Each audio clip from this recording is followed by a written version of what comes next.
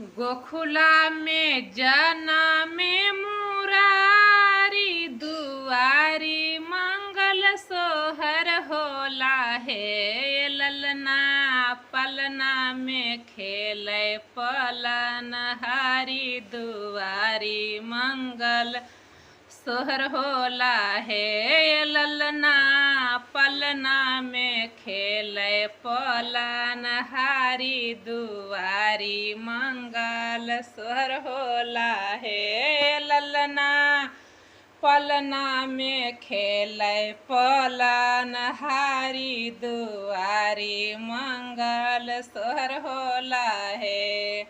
गोखुला में जनमे मुरारी, दुआरी मंगल सोहर होला हे।